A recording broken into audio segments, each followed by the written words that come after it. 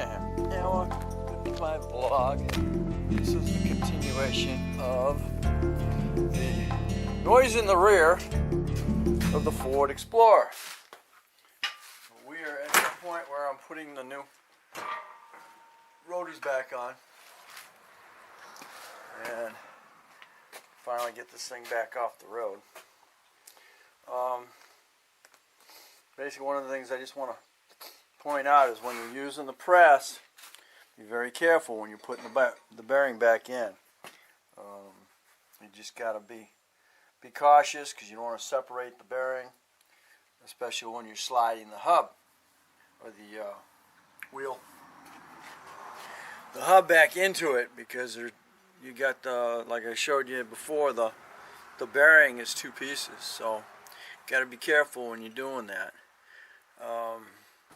I did press just a little too hard, but I'm pretty sure if you get the hub 90% into the bearing, you can use the shaft to pull it the rest of the way.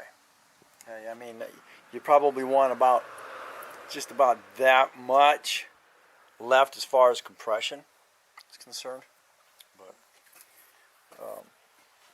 I don't know. It's definitely up to you whether you want to try it or have somebody else. If you don't want the hassle, have somebody else do it.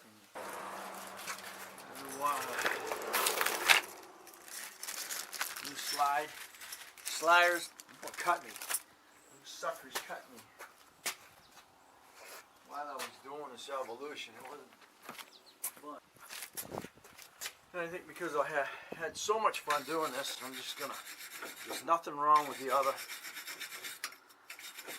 hub, so I'm not going to deal with it until it happens. That's the way I feel about it.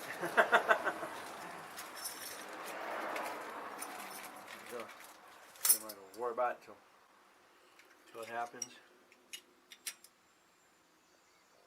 Brand new sliders. Beautiful.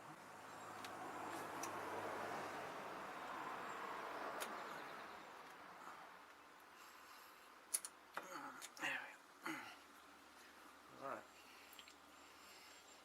Beautiful, huh? Alright. Okay. New rotor. Brand new rotor. Oh yeah.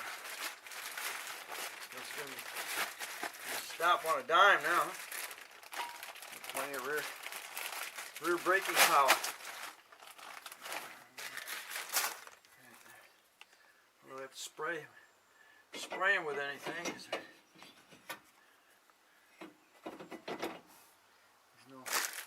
There's no grease on them.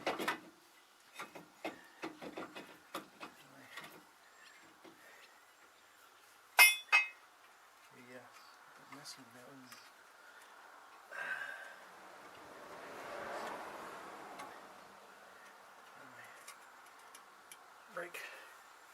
brake shoe is not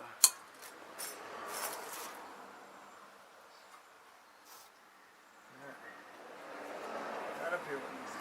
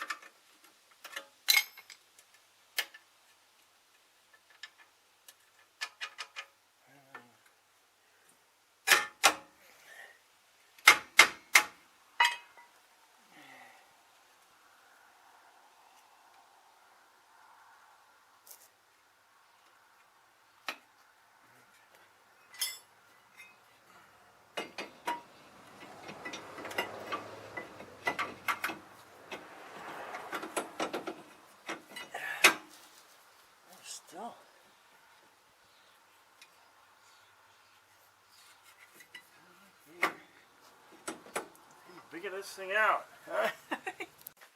I'm going to go to the other side, and I'm going to actually use, I'm going to use my new ratchet, because I'm thinking I actually put the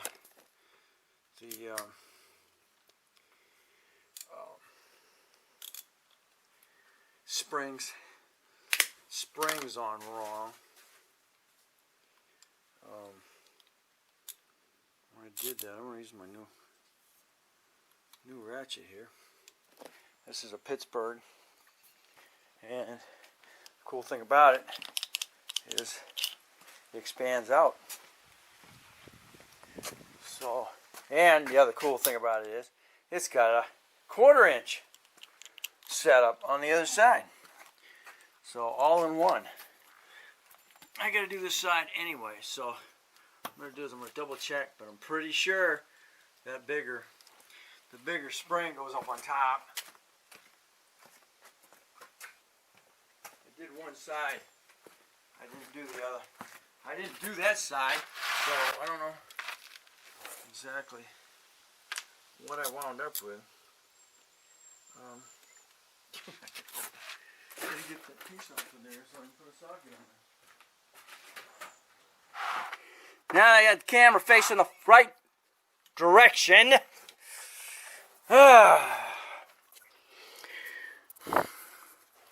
Okay.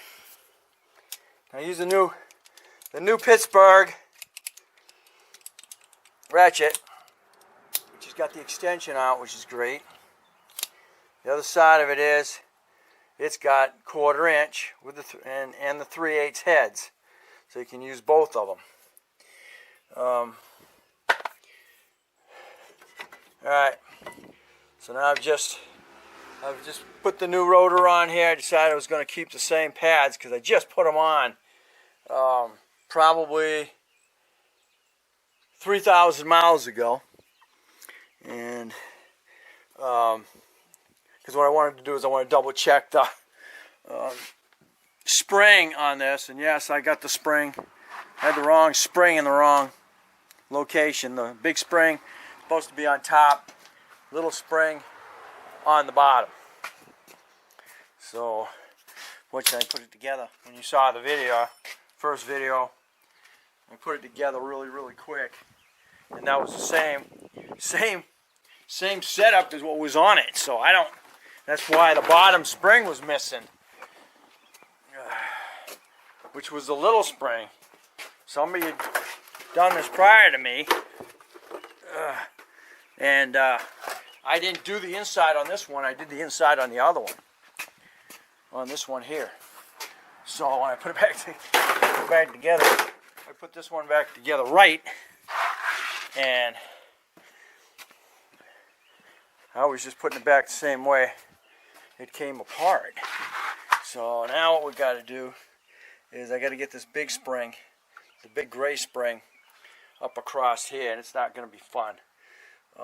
Basically, what I got to do now, I got to pull it apart again, so I can get the big spring together, and then I can put it over the top, and then squeeze it around it, and get it locked in, and get the small spring on the bottom like it's supposed to be.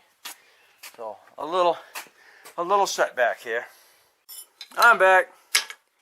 Well, what's happened is I had the wrong spring. The big spring's got to be on top, and somehow or other I got it all screwed up. I had the small spring on top, and when I tried to compress the bottom so it would go inside the rotor, this fell out. I'm like, oh man, you're telling me it's wrong. This has to be on top. This little one has to be on the bottom. So of course now I had to disconnect everything when I was able to do it without the hub installed. So, and believe me, it is a pain to try and get that spring. It's got to go under here. I thought I could have it on top and then just stretch it around, but it will not clear the mechanism up here. It's got to go under here, and then it's got to be attached to both of those to both sides. And that's going to go like that. You have your square down below, and then your little ones on top. So when this spreads, it spreads it out. It pulls them out, it pushes them out this way. Same on the other side, it pushes it out. And this spring here has got the pressure to pull it back in to help release the cable to be able to close these back up. So I wasn't paying attention when I did that. Actually, somebody else had already done this, and they put the big one, they put the small one on top, and there wasn't even one in there. So that kind of screwed me up when I was doing it. I did the other side, and I did the other side right. So, but I didn't do this side. The sad part of it is we don't even use the emergency brake, and most people don't. So these just fall apart, and they're $100 to replace them, and you really just never use the emergency brake or the parking brake on an automatic. So this is just a pain. It's a lot of work.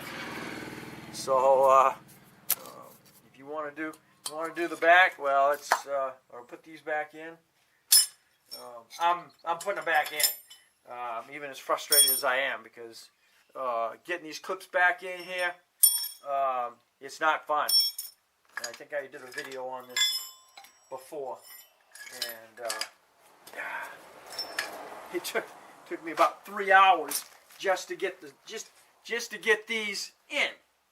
You know, it's going to take me longer to put these in than it did for me to do the frickin' bearing and the hub. So anyway, now I got my spring in there, and it was a son of a gun. I remember I had to use my little sensitive end pickle here. Then you get the end of that thing in there, and you slide it right to that hole, and then you pry it, and then it slides off into it. It is not fun. Now, unfortunately, now I got to get the pin back in this hole right here, and it is in the middle, right back in here, back in there, and it's not fun.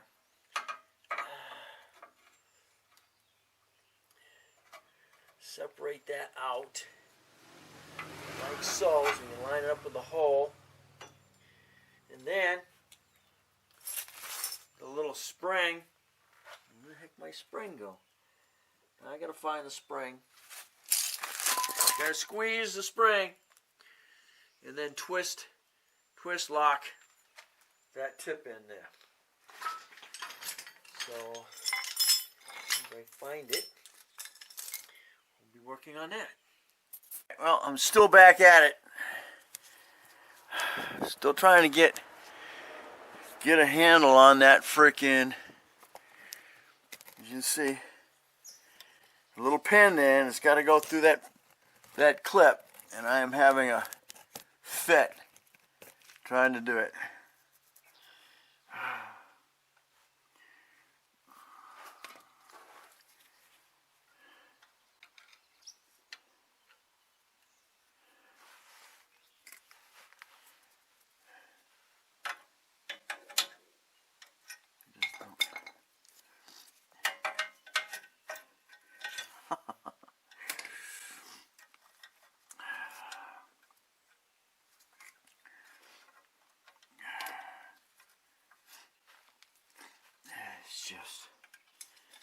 This has just been one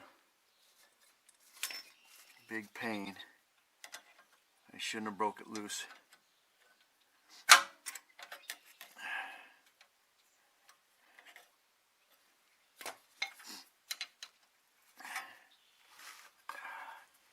can't get behind it. Oh.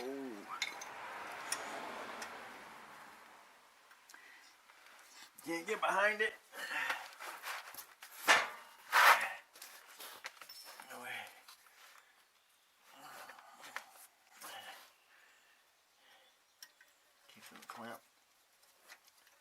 just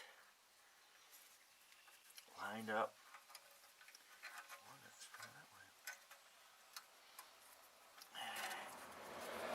Let's see it.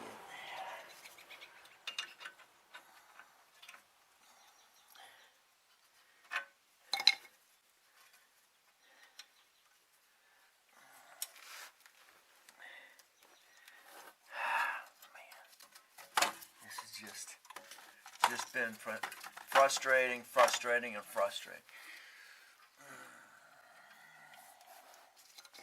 Some way to lock that freaking thing in there.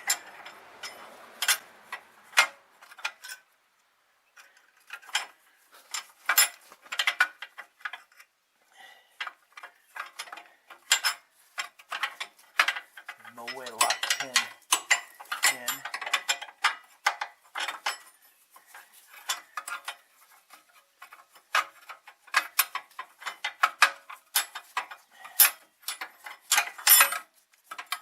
No way.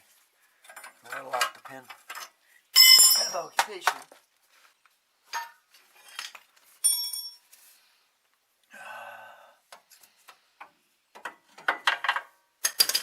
Tried the daggum magnets.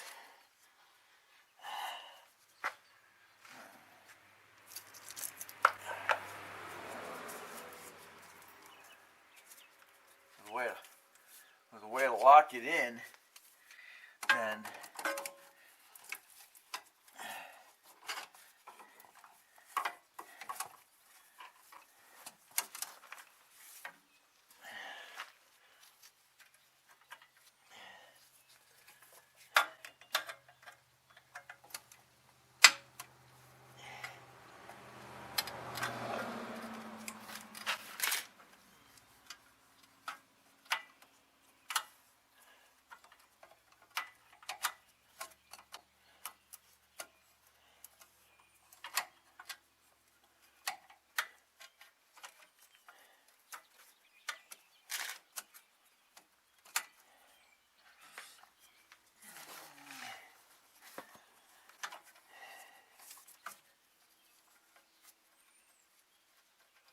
ooh, I did something there.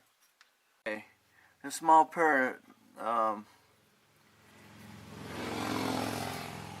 vice grips. I was able to get behind it in here. So I need that play to get that on there. Maybe I have a chunk of something here.